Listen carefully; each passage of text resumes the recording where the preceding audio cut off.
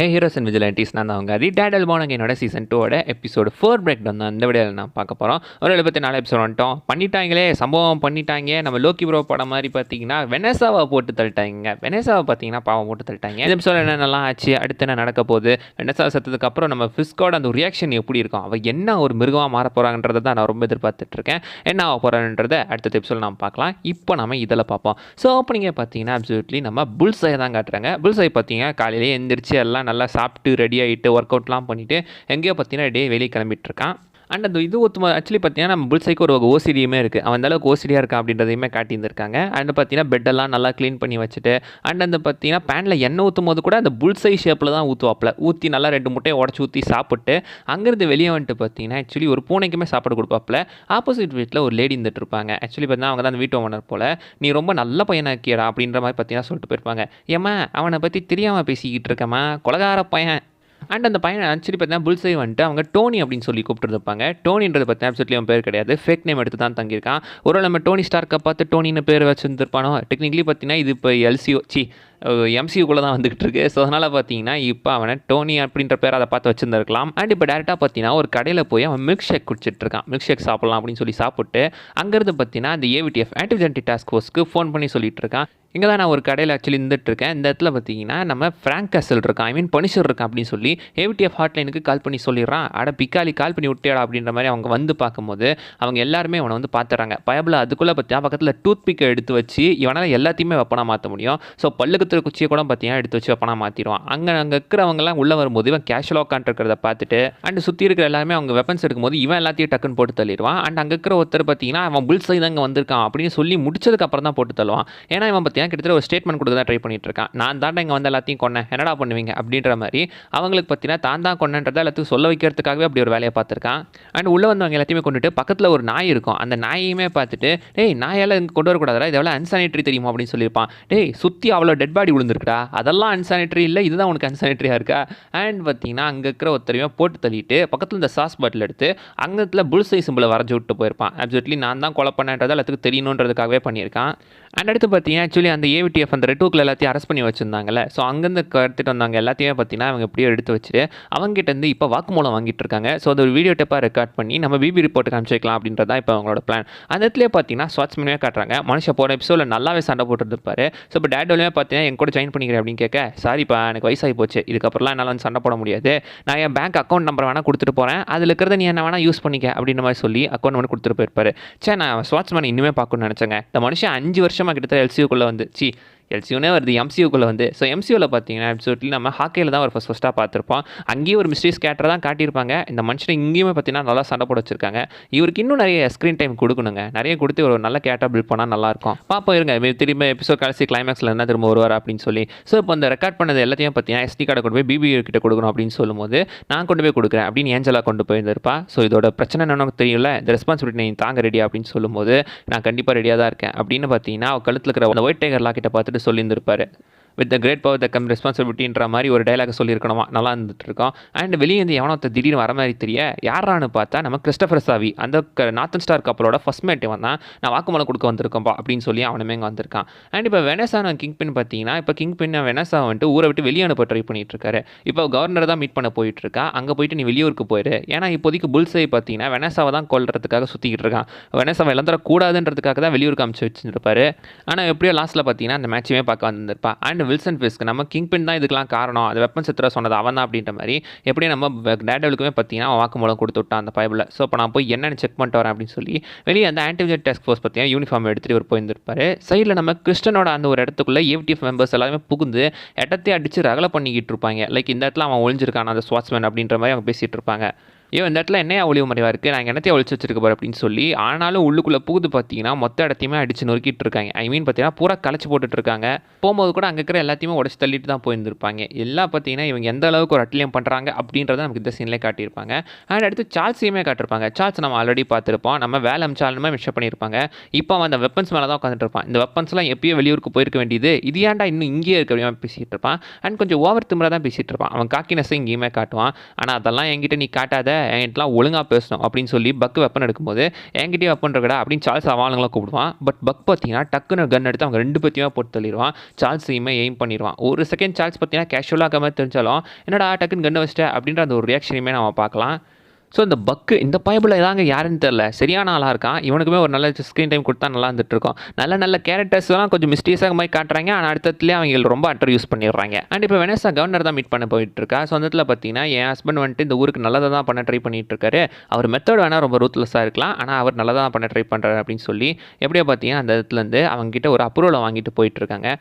And இப்போ நம்ம ஏஞ்சலாவே பார்த்தீங்கன்னா அவர் ஃப்ரெண்ட் யாரின்ற ஒருத்தங்கிட்ட சொல்லி இதை பிபி ரிக் பாக்கெட்டில் போட்டுருணும் அப்படின்னு சொல்லிட்டு பார்த்தீங்கன்னா சொல்லி கொடுத்துட்டு வந்துட்டு இருக்கா. அண்ட் இப்போ நம்ம மேட் மடாக் என்ன பண்ணுறாருனா ஒரு ஏவிடிஎஃப் யூனிஃபார்மில் ஒரு அந்த கடைக்குள்ளே சம்பவம் நடந்த கடை இருக்குல்ல அதுக்குள்ளே ஏவிடிஎஃப் யூனிஃபார்மில் போய் அவங்களெல்லாம் மிரட்டி வெளியே அமுச்சு விட்டுருந்துருப்பாப்பில். அண்ட் அவர் தான் அந்த இடத்த இன்வெஸ்டிகேட் பண்ணிட்டு இருப்பாரு. ஏன்னா அவருக்கு பார்த்தீங்கன்னா எல்லா சென்ஸுமே அப்பா இருக்குல்ல, ரேடா சென்ஸு டச் சென்ஸுன்ட்டு. ஸோ அதை வச்சு மற்றவங்களால பார்க்க முடியாத விஷயத்தை அவர் பார்த்து அந்த இடத்த உணர்ந்துட்டு இருக்காரு. அந்த சமயத்தில் அந்த இடத்துல ஒரு காயின் இருக்குது இவருக்கு தெரியாது. ஆக்சுவலி இது காயின்ன்றதை விட ஒரு சர்ச்சோட டோக்கன் அப்படின்னு நினைக்கிறேன். அந்த டோக்கனை மனுஷன் எடுத்து டச் பண்ணி பார்த்துட்டு ஓ இந்த சர்ச் தானா அப்படின்னு மாதிரி அந்த சர்ச்சுக்கு போகிறாரு. ஏன்னா சின்ன வயசில் மேட் மடாக் அடிக்கடி இந்த சர்ச் தான் வந்திருப்பாப்ல. இது டெக்னிக்கலாக அந்த நெட்ஃப்ளிக்ஸ் டேடல் யூனிவர்ஸ் தான் அப்படின்ற கனெக்ட் பண்ணுறதுக்காகவே ஒரு ஷாட்டை காட்டியிருந்திருப்பாங்க. எக்ஸாக்ட்லி அதே ஷாட்டு தான் அங்கே கனெக்ட் பண்ணியிருக்காங்க. அண்ட் சின்ன வயசில் பண்ண ப்ரேயரை இந்த இடத்துலையுமே மேட் மடாக் உட்காந்து பண்ணிட்டு இருப்பாப்ல. அண்ட் உள்ளுக்குள்ள வந்து பார்த்தீங்கன்னா ஒரு சின்ன பையன் ஃபாதர் ஒருத்தர் வந்து எனக்கு இந்த டோக்கன் பற்றி எதுவும் தெரியாது அப்படின்ற மாதிரி பார்த்தீங்கன்னா சொல்லிடுவார். ஆக்சுவலி மேட் மடாக் அந்த டோக்கனை பற்றி விசாரிச்சு பார்ப்பல. ஆனால் அவனுக்கு ஒரு விஷயம் தெரிஞ்சிருக்கு. உனக்கு என்ன தெரியுமோ சொல்லு அப்படின்னு சொல்லும்போது இங்கே ஒருத்தன் வந்திருந்தான், அவன் வந்துட்டு ஒருத்தங்களை தேடி வந்திருந்தான். ஆனால் அவங்க இல்லைன்னதும் அவன் கிளம்பிட்டான். ஆனால் அவங்ககிட்ட பாவ மன்னிப்பு கேட்டான், அதுவும் கையில் கத்தியை வச்சுக்கிட்டு அப்படி மாதிரி சொல்லிட்டு இருக்கான். ஸோ அவன் எங்கே இருக்கான் அப்படின்னு கேட்கும்போது அவன் டெய்லி இந்த சர்ச்சை ஓப்பன் பண்ணுறதா பார்க்குறானா அப்படிமா மென்ஷன் பண்ணியிருந்திருப்பாரு. ஸோ சர்ச்சை ஓப்பன் பண்ணி பார்க்குறானா பக்கத்தில் தானே இருப்பான் அப்படின்னு சொல்லி டேட் டெவில் நின்ன இடத்துலேருந்தே அந்த ரேடா சென்ஸ் மூலமாக அவன் எங்கே இருக்கான்றதை அப்படியே தேடி கண்டுபிடிச்சிருப்பாப்ல. இது பாசிபிளான்னு கேட்டிங்கன்னா இது டெக்னிக்கலி பாசிபிள் தான். நம்ம மேட் மடாக் இதை பண்ணியிருந்திருப்பாரு. காமிக்ஸில் பல முறை இந்த மாதிரி பண்ணியிருந்திருக்காரு. நின்ன இடத்துலேருந்தே அந்த சிட்டி ஃபுல்லாத்தையுமே பார்த்தீங்கன்னா அப்படி டிடெக்ட் பண்ணி எவன் எங்கே இருக்கான்றதை அசால்ட்டாக நம்ம டேட்டாவில் கண்டுபிடிக்க முடியும். இப்பயும் அதே மாதிரி கண்டுபிடிச்சிருவாரு. அண்ட் கண்டுபிடிச்சி பார்த்தீங்கன்னா டேரெக்டாக அவன் வீட்டுக்கே போயிடுவாப்பில். வெளியே பார்த்தீங்கன்னா சைரன் ரெட் அண்ட் ப்ளூ அடிச்சுக்கிட்டு இருக்கோம். அப்சல்யூட்லி ரெட்னா நம்ம டேட் டெவில், ப்ளூனா நம்ம புல்சை. அதை தான் அந்த இடத்துல அப்படியே பார்த்தீங்கன்னா சிம்பிள் பண்ணுறாங்க. அண்ட் இன்னுமே பார்த்தீங்கன்னா சிடி பிளேயரில் அவன் பாட்டு கேட்டுக்கிட்டு இருக்கான். இன்னும் பழங்காலத்துலேயே இருக்கியப்பா அப்படின்ற மாதிரி தான் வந்துட்டுருக்கு. அண்ட் அதே சீரியை வச்சு டேட்லையும் அட்டாக் பண்ண ட்ரை பண்ணேன். திரும்ப அதை வச்சு அட்டாக் பண்ணிடுவாப்பில். இவன் வரத்துக்கு முன்னாடியே அவர் இந்த வீட்டில் தான் வந்துட்டுருக்காரு போல்.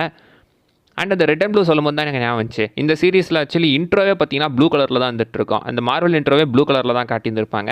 அண்ட் இப்போ இவன் ஏன்டா இப்போலாம் பண்ணிட்டு இருக்கான் அப்படின்னு சொல்லும்போது பார்த்தீங்கன்னா எனக்கு என் மைண்டு திரும்ப வேணும், அதுக்கு நான் ஃபாகியை கொண்டது தப்பு தான், நான் இப்போ அந்த ஃபிஸ்க்கை கொள்ளணும் அப்படின்னு மென்ஷன் பண்ணியிருப்பான். இவன் கொள்ளணும் ஃபிஸ்க்கு சொன்னது பார்த்தீங்கன்னா சுற்றி வெனஸாவை சொல்லியிருக்கான். நம்ம டேட் டெவில் வந்து வில்சன் ஃபிஸ்க் அப்படின்னு நினச்சி பேசிட்டு இருந்திருப்பாரு. அண்ட் உள்ளுக்குள்ளே வந்தால் அந்த ஹவுஸ் ஓனர் லேடி இருக்காங்களே அவங்க தலையிலேயே கன் வச்சு பார்த்தீங்கன்னா அவன் மெட்டிட்டு இருக்கான். இல்லை உங்ககிட்ட நல்லபடியாக தான் பேசுகிறாங்க, அவங்க தலை கன் வச்சுட்டானே அப்படின்ற மாதிரி தான் வந்துட்டு இருக்கோம். அண்ட் அங்கிருந்து எப்படியோ பார்த்தீங்கன்னா வெளியே எஸ்கேப் போயிடுவாங்க. அவங்க டேரக்ட் நம்ம வில்சன் ஃபிஸ்க் நடத்துகிற அந்த ஒரு சேரிட்டி மேட்ச் தான் போயிட்டு இருப்பாங்க. ஆக்சுவலி இந்த பேக்ஸிங் சேரிட்டி மேட்ச் தான். அந்த மேட்ச் நீங்கள் நடக்க போது சொல்ல வருவாங்க, அங்கே வச்சு போட்டு தலையிடலாம் அப்படின்றது தான் பார்த்தீங்கன்னா இப்போ புல்சையோட பிளான்.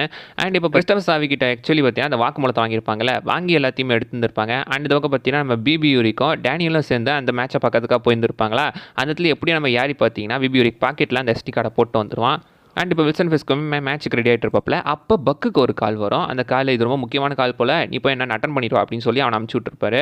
அது அப்சல்யூட்லி பார்த்தீங்கன்னா கிறிஸ்டபர் சாவி அந்த மார்ஷல் வந்துட்டு கூட்டு போக வராங்க அப்படின்றது தான். அது தெரிஞ்சு இவன் டேரெக்டாக போய் பட்டு அவங்க போட்டு தள்ளியிருப்பாங்க.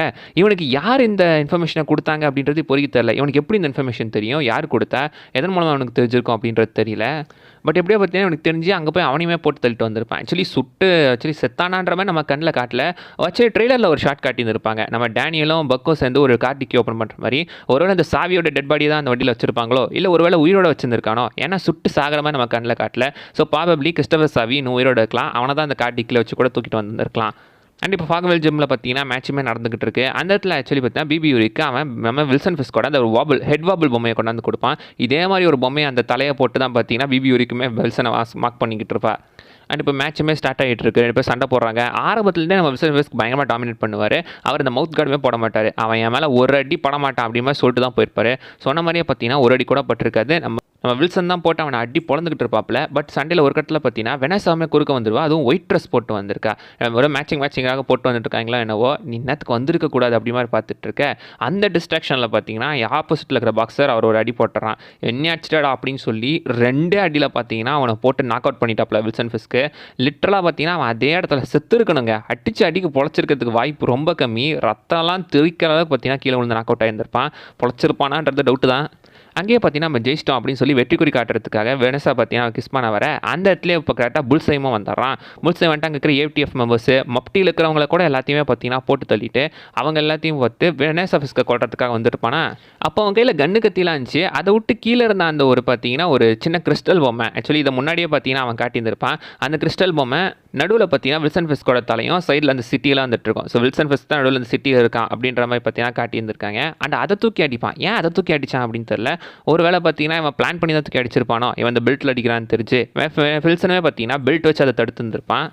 அண்ட் வெனஸாவே பார்த்தீங்கன்னா புல்ஸை ஆல்ரெடி ஷூட் பண்ணிடுவான். ஷூட் பண்ணதுக்கு அப்புறம் பார்த்தீங்கன்னா அவன் கரெக்டாக தூக்கி அடிச்சிருந்திருப்பான். அவனே வில்சன் ஃபேஸ்க்கு பார்த்தீங்கன்னா தடுத்துருப்பான் இல்லையா. கரெக்டாக வில்சன் ஒரு கன் எடுத்துகிட்டு வந்து நம்ம புல்ஸையை ஷூட் பண்ண ட்ரை பண்ண டேர்டெவில் குறுக்க வந்து பார்த்தீங்கன்னா கரெக்டாக அவனை காப்பாற்றி விட்டுருவார், அவனை கொலை பண்ண வேணாம் அப்படின்னு சொல்லி. அண்ட் அந்த ஷாட்டில் நீங்கள் பின்னாடி பார்த்தீங்கன்னா கரெக்டாக வெனஸாவோட தலையில் அந்த ஒரு ஷாட்டுமே குத்திருக்கு. லேட்டராக தான் நமக்கு வீல் பண்ணாமல் தெரியும். பட் இந்த ஒரு ஷாட்லேயும் நம்மகிட்ட தெளிவாக காமிச்சிட்டாங்க அந்த இடத்துல அது குத்திருக்கு அப்படின்றத.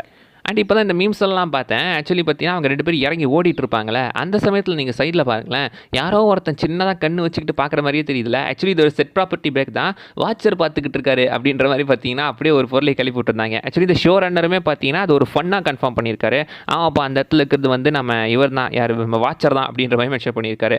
வாட்சர் எல்லாத்தையுமே வாட்ச் பண்ணிக்கிட்டு இருக்கான். ஆக்சுவலி பார்த்தீங்கன்னா அது உடஞ்ச கண்ணாடி, பின்னாடி 2 லைட் இருக்குது. பட் இது ஒரு ஃபன்னாக பார்த்தீங்கன்னா வாட்சர் வாட்ச் பண்ணிக்கிட்டு இருக்காரு அப்படின்ற மாதிரி காட்டியிருக்காங்க. அண்ட் லேட்டராக தான் பார்த்தீங்கன்னா வில்சனுக்குமே தெரியுது வெனஸா தலையில் பார்த்தீங்கன்னா அந்த ஷார்ட் குத்தி நிறைய ரத்தம் போயிட்டு இருக்கு.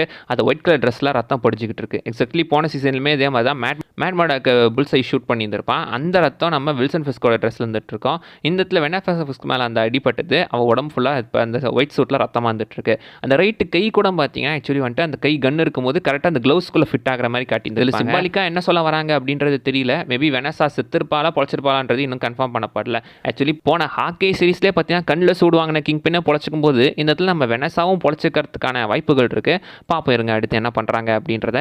வெனஸா செத்துன்னு தான் ஆல்ரெடி மிருகமாக இருக்கிற கிங் பின் இன்னுமே மிருகமாக மாறிட்டு இருந்திருப்பான். அடுத்து அவன் என்ன பண்ண போகிறான் அப்படின்றத அடுத்த எபிசோட்லாம் பார்க்கலாம். அண்ட் அது வரைக்கும் பை பாய்.